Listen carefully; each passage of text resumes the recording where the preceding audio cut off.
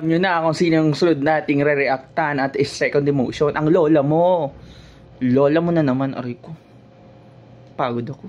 Subscribe nyo na kasi para yung pagod ko.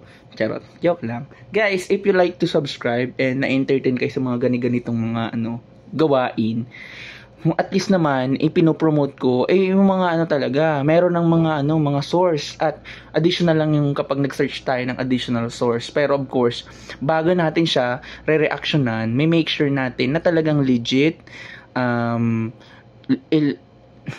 eligible. Charot, 'di ba? When it comes to fact checking. Ganun. Let's go. Mima. Talagang nagtataka lang ako, mga minamahal. Bakit? Kasi imagine nyo every time na nagrarally, itong mga DDS, hindi talaga nila maiwasan na tiradahin, siraan, babuyin, magpatama dito sa ating presidente. Like, mapapaisip ka na lang ba, ano ba yung pinunta ninyo? Plataforma o para manira? Katulad ni VP Sara ngayon, di ba? Kahapon, nag-speech siya doon sa Hong Kong. Yes. Ang punto kasi dito, mga minamahal, pwede ka namang mag-promote ng kandidato mo in a good way. True. Kaso ang nangyayari, mga minamahal, kaakibat ng pag-promote mo, sinisira mo yung isang kampo. Super parang true. Ang pangit mo pakinggan. True. Diba? Yes. Na-inajud something ba si Sara Duterte, no? Para sang sila ng kanyang ama. Tama nga yung sinabi ni Antonio Montalban, na itong si Sara Duterte, mga minamahal, ay napaka-papiling BIP, napaka-manipulative, napaka-abuso talaga sa kapangyarihan, napaka-greedy, napaka-selfish, pinaprioritize nila yung kanyang kapangyarihan. Talagang ganun yung nakikita ko kay Sara. In short, meron talaga siyang sakit na narcissistic personality disorder. Oh my God. Imagine nyo na lang, mga minamahal, yung speech niya, doon sa Hong Kong, puro paninira. Natawa nga ako Sabi niya, wag daw boboto ng bunga lang daw ng political dynasty. Siya din naman political dynasty din. Tapos bigla siya napaamin, no? Ako din po. Bunga din ako ng dynasty. Alam mo pala, mag-ano ka. Gigigil ako sa'yo, Sara. Aray ko! Sumasakit tuloy yung ko. Tuloy. Aray. Yan. Iba natanggalan tuloy ako ng ngipin. Bagang pa naman. Go. Mima, magsalita ka na, Mima. Anong ginagawa mo dyan? Naman siya Tapos ito yung nakakatawa. Ano yun? Yung patutsada sa pinabili ng suka. Sabi niya, yung mga pinabili ng suka, ability na daw yan. Tingnan mo. Grabe talaga tong si Vice President Sara Duterte, no? Talent. Ay, nako. Anyway, ito. Pakinggan natin, mga minamahal, Sige. Itong kanyang speech doon sa Hong Kong. Go, me. Sabi ng May mga panibagong tirada si Vice President Sara Duterte sa talumpati niya sa isang pagtitipon sa Hong Kong. Narito ang report. Ano yan? Ang layo-layo ng mo. Sunod-sunod ang ilang mga patutsada ni Vice President Sara Duterte. Mima, nahirapan ako sa'yo. Laban mo. Wala siya pinangalanan, pero isa yan. Ang tungkol daw sa pag-endorse ng kandidato. Ipoboto. Akala ko kasi gusto niya ng mas magandang bayan kasi ang plataforma namin nung tumakbo kami, unity at continuity. Wala na? Wait lang, mga minamahal, i-debunk natin yan. Yan na nga plataforma naman ninyo is unity and continuity. Kaso paano naman i-continue ni PBBM yung mga masasamang ginagawa ng ama mo? True. For example, patayan sa droga. Paano yun ipagpapatuloy ng ating presidente? Pangalawa, yung corruption, paano ipagpapatuloy ng ating gobyerno ang pangangangkam sa kaban ng bayan habang tayo ay nagbabayad ng ating mga buwis tapos ang ginagawa ninyo ay nilulustay lang sa walang kwenta. True. So diba, nakikita ninyo, mga minamahal, paano ba i-continue ni PBBM ang pangit ninyong ginagawa? Yes. Unity. Okay, plataforma ninyo yan, unity. Sino ba yung sumira ng unity? Diba ikaw?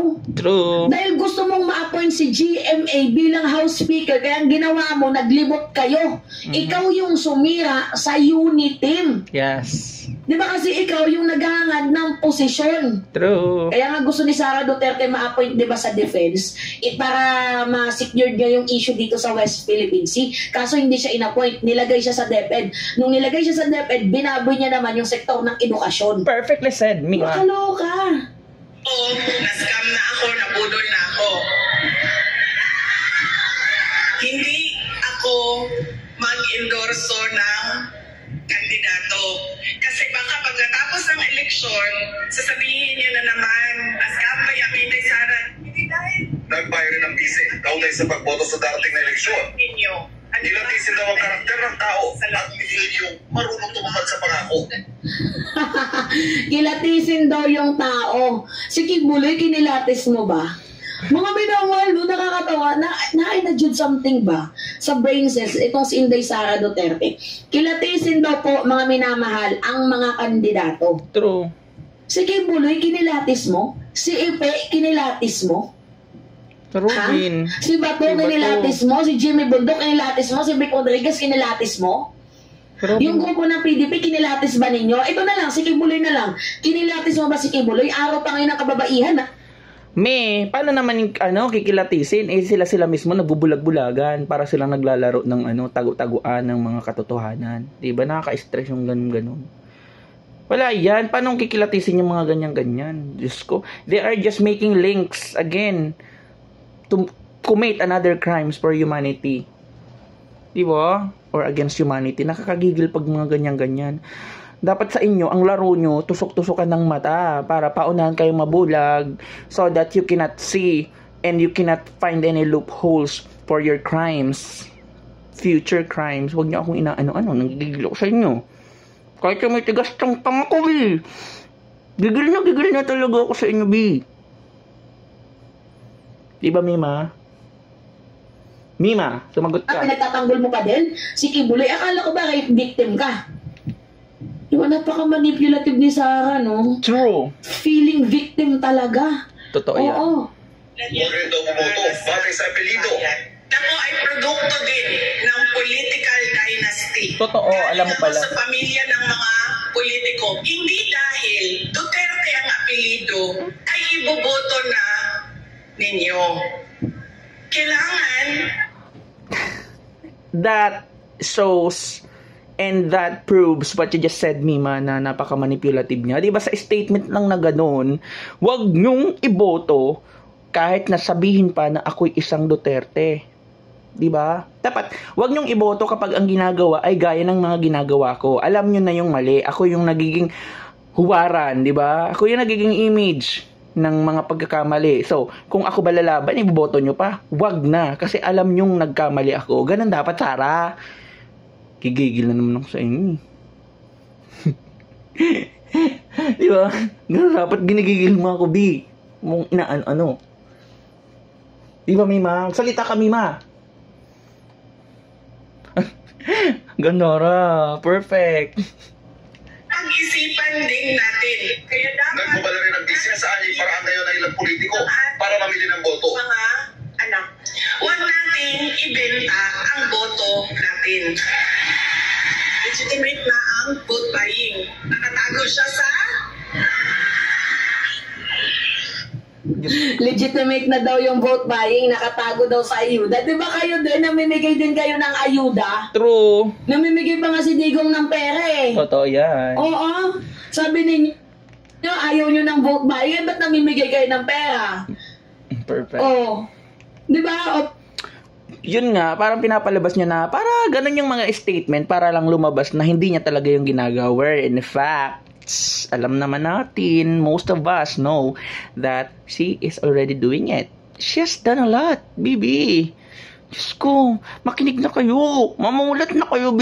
Ito na yun. Ito na yung pag-asa natin. Gigil na gigil. Sumasakit ang bagang ko. Aray. Aray ko. Dahil sa gigil. So, huwag niyang gigigilin. Diba? Mga DDS, mamulat na kayo, naka-stress na kayo. Mima, tama na yan, mamaya na naman. Ang dami pa tayong pag-usapan. Nakaload ako dito. Hirap na hirap ako kakaikot ng ano. Charot. Thank you, Mima. Oh, alam niyo na.